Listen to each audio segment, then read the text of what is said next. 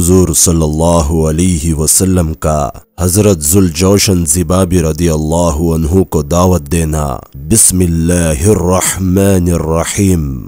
हजरत ज़ुलजौशन ज़िबाबी रदियल्लाहु अन्हु फरमाते हैं, जब हुजूर सल्लल्लाहु अलैहि वसल्लम बदर की लड़ाई से फारिग हुए तो मैं अपनी करहा नामी घोड़ी का बछड़ा लेकर हुजूर सल्लल्लाहु अलैहि वसल्लम की खिदमत में हाजिर हुआ और मैंने कहा कि ए मुहम्मद, मैं आपके पास करहा घोड़ी का बछड़ा लेकर आया हूँ ताकि आप उसे अपने इस्तेमाल के लिए ले ले।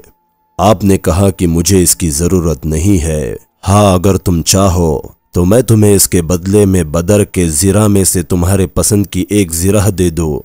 मैंने कहा कि मैं उसको आज ऊंचे दर्जे के एक घोड़े के बदले में देने को तैयार नहीं हूँ। आपने फरमाया, फिर मुझे इसकी ज़रूरत नहीं है। फिर आपने फरमाया, ए ज़ुलजौशन, तुम मुसलमान क्यों नहीं हो जाते ताकि शुरू इस्लाम लाने वालों में से हो जाओ। मैंने कहा नहीं। आपने फरमाया, क्यों? मैंने कहा इसीलिए कि मैं देख रहा हूँ कि आपकी कौम ने आपको झुटलाया है। आपने फरमाया कि बद्र में उनकी हार के बारे में तुम्हें कैसी खबर पहुंची? मैंने कहा मुझे सारी खबर पहुंच चुकी है।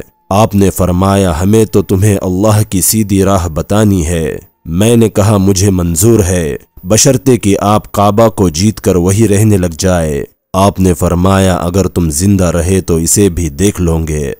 फिर आपने एक आदमी से फरमाया, ओ फलाने, इस आदमी का थैला ले लो और इसमें रास्ते के लिए अजवा खजूरें डाल दो। जब मैं वापस होने लगा तो आपने सहाबा से फरमाया, ये आदमी बनी आमिर के सबसे अच्छे घुड़सवारों में से है।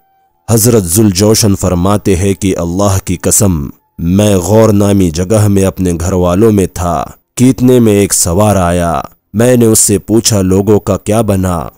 उसने बताया, अल्लाह की कसम, मुहम्मद काबा पर गालिब आ चुके हैं और उसमें ठहरे हुए हैं।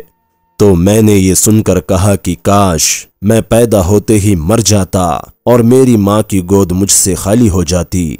काश कि जिस दिन आपने फरमाया था मैं उसी दिन मुसलमान हो जाता और मैं आपसे हियरा भी मांगता तो आप मुझे जागिर के तौर पर ज़रूर दे देते।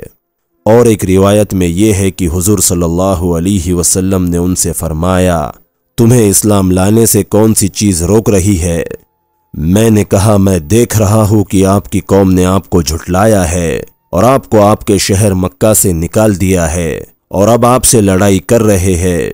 मैं देख रहा हूँ कि अब आप क्या करेंगे। अगर इन पर आप गालिब आ गए तो मैं आप पर ईमान ले आऊँगा और आपकी पैरवी करूँगा, और अगर वो आप पर गालिब आ गए तो आपकी पैरवी नहीं करूँगा।